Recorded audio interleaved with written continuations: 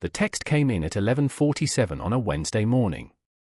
From Helen, Claire's closest friend since university. The woman who had stood beside her at the altar 12 years earlier and caught her bouquet on the other side of the aisle. 3 words, and then a photograph. Is Mark in Edinburgh? This is Claire. 41 years old. Secondary school librarian in a quiet corner of Cheshire.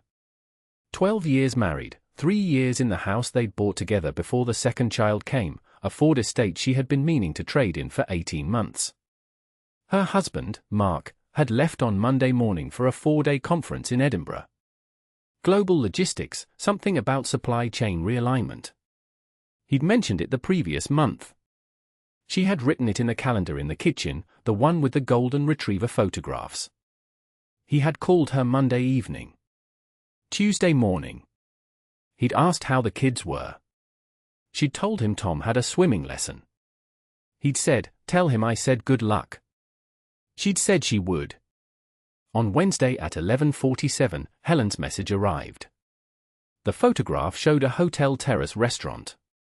Somewhere she didn't recognize. A table of 2 by a window. Mark, in the navy jacket she'd bought him for Christmas, sitting across from a woman Claire had never seen. The woman had her hand on his forearm. I remember looking at the photo and thinking, the detail you think about when the world is ending, that I knew that jacket. I washed that jacket. I'd ironed the collar before he packed it. She did not respond to Helen immediately. She set her phone face down on the library desk. She helped a Year 9 student find a book about the First World War. She answered 2 emails about the summer reading program.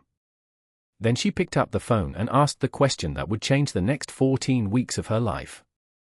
What restaurant? A 2023 survey by the Infidelity Research Consortium, analyzing data from 14,000 participants across the UK and United States, found that 31% of affairs began during business travel.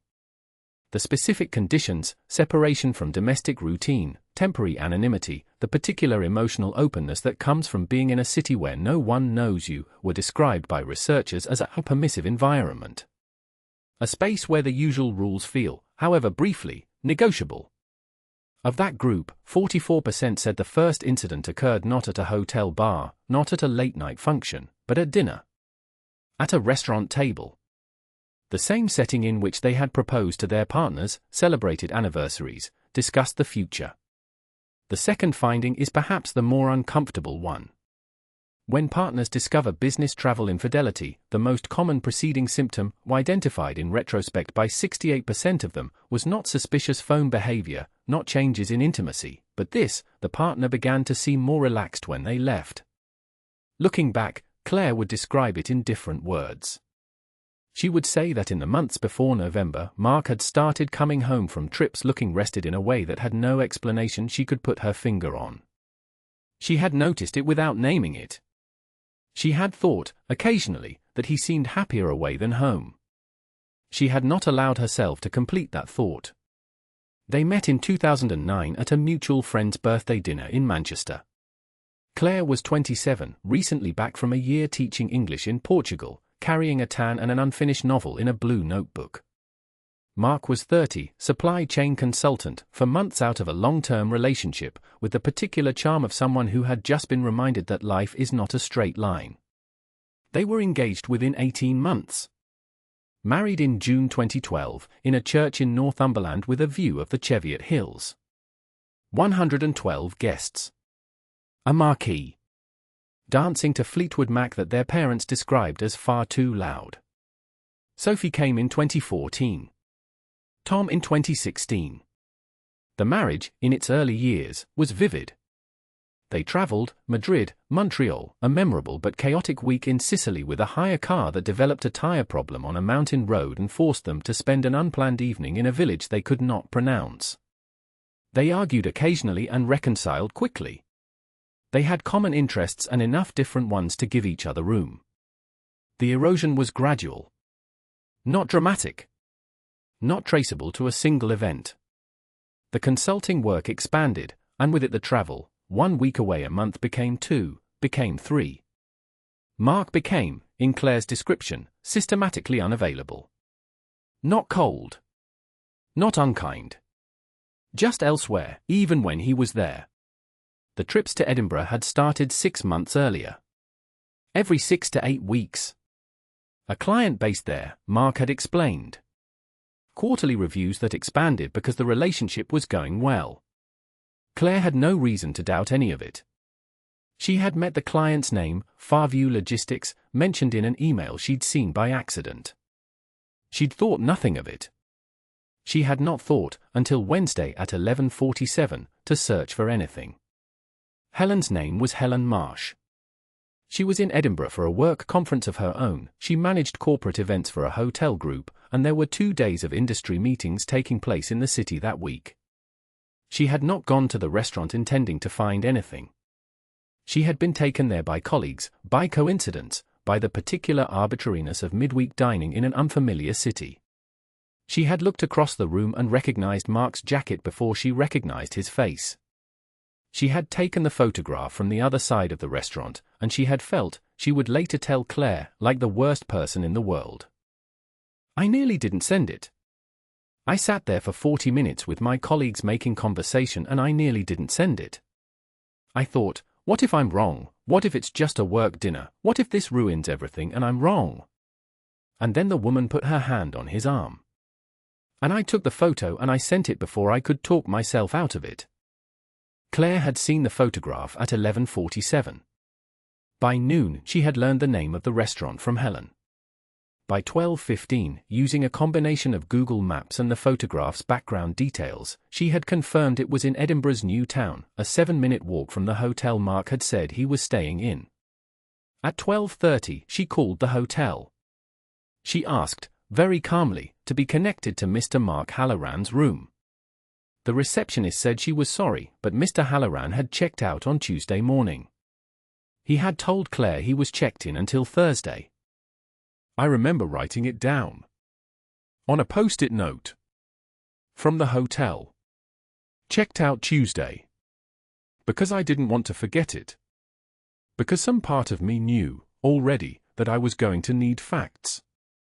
She spent the afternoon in the library, sitting at her desk, working with the methodical efficiency of someone in mild shock. She helped students.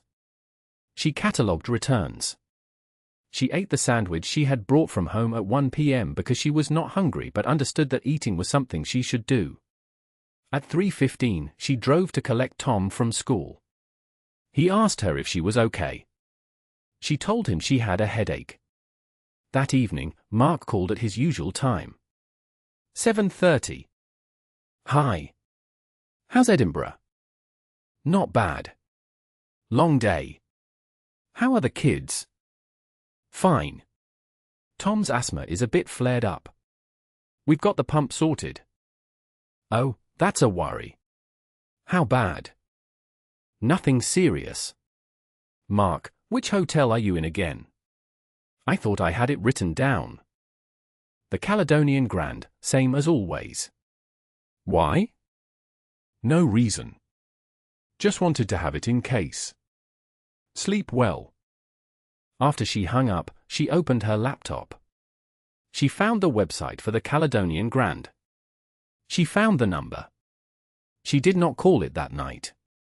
Instead, she opened a spreadsheet. She was, by nature, organized. She labeled the columns. She did not know yet what she was preparing for. She knew that she needed something to hold on to.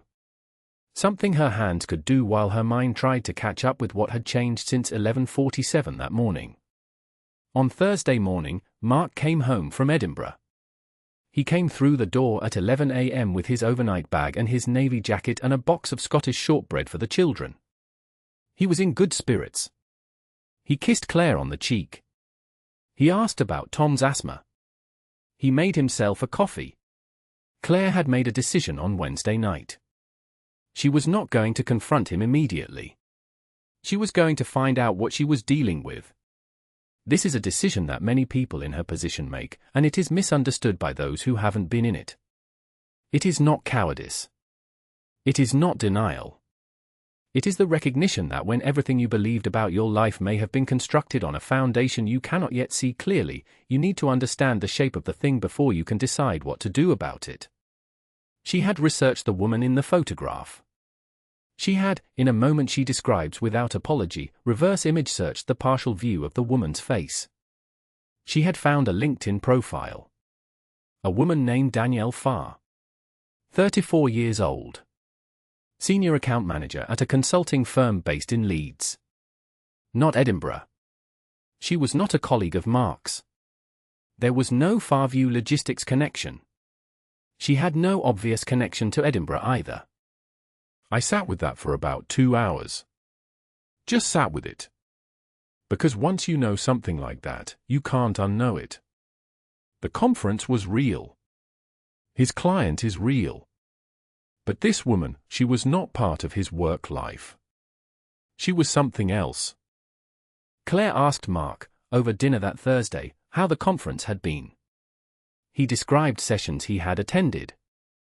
Speakers he'd found interesting. A dinner the first night that had run late.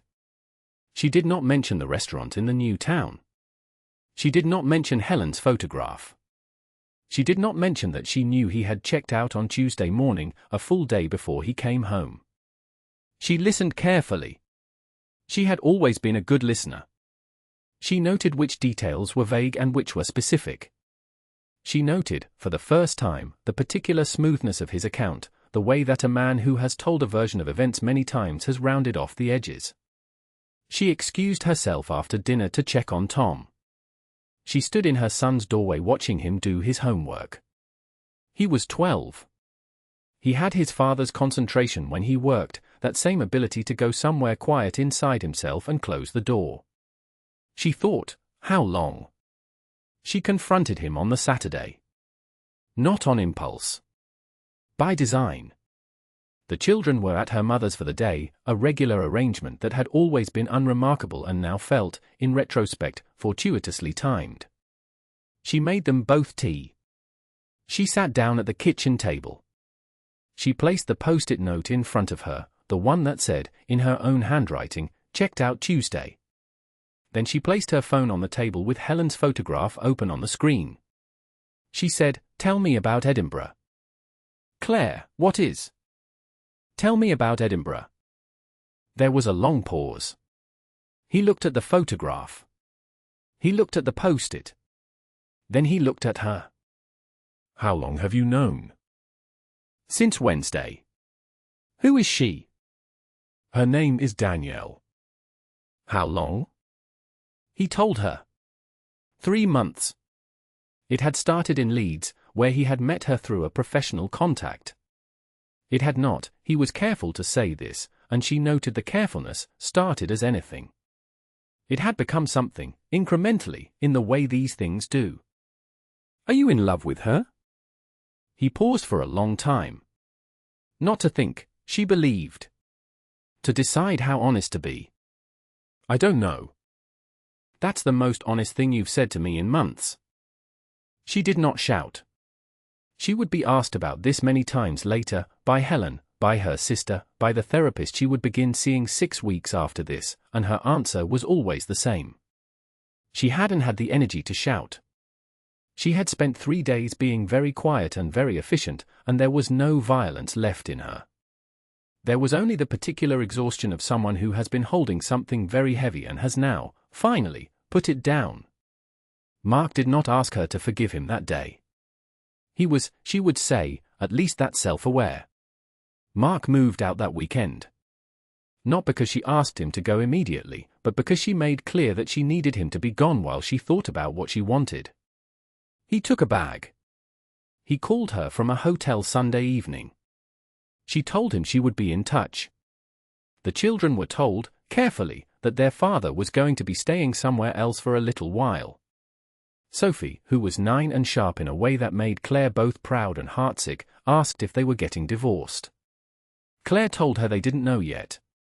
Tom asked if Dad had done something bad. Claire told him that adults sometimes have problems that don't have simple answers. She found a therapist on Monday. Dr. Anita Rao, Tuesday evenings, a practice in Macclesfield. She went for the first time feeling like she was confessing to a crime she hadn't committed. She left, an hour later, feeling slightly less like she was going to fall through the floor. Helen called every few days, never asking what Claire was going to do. Just, "How are you today?" Claire found this, over time, to be the exact right thing. Mark was gone for 6 weeks. Then he came back, not to stay, not yet, and perhaps not ever, but to begin the conversation that neither of them had been able to have properly on the day it ended. He had stopped seeing Danielle. He said so. She did not ask for proof, and he did not offer it, and they both understood that trust, if it was going to exist again, was going to have to be rebuilt from a different kind of material than promises. They are still in the process of deciding. Not together, not separated. Something the therapists called in transition. Claire describes it as living in a house whose foundations you know are questionable, but you're not sure yet if it needs to be demolished or just reinforced. She has found, to her surprise, that she is not broken by it. Bent. Recalibrated. Changed in ways she cannot yet fully name. But not broken. Helen sends Claire a message every Wednesday morning. Just to check in. It started as weekly and became, without either of them deciding, a habit. Claire has told Helen, more than once, that she is grateful she sent the photograph. And that she knows what it cost her to send it. Helen has told her that she would do it again. That she has thought about it many times. That she still isn't sure she made the right call, not because the information was wrong, but because she knows that some information, once received, cannot be unfiled. Cannot be placed back in the envelope and returned to the moment before. This is the part of these stories that the most people struggle with. Not the betrayal itself. Not the confrontation, not the decision, not the quiet arithmetic of 14 years measured against 3 months. But the photograph. The friend. The 11:47 message. The question of what we owe each other, as friends, as witnesses, as people who happen to be in the right restaurant at the wrong time, when we see something that someone else cannot see. Helen believes she was right. On most days, Claire believes it too. On some days, Claire wonders what would have happened if she had simply not known. If she had gone on measuring the conference calendar in the Golden Retriever kitchen and thinking Mark seemed rested when he came home and calling it something else. She doesn't stay in that thought for long. The answer, she knows, was always going to be the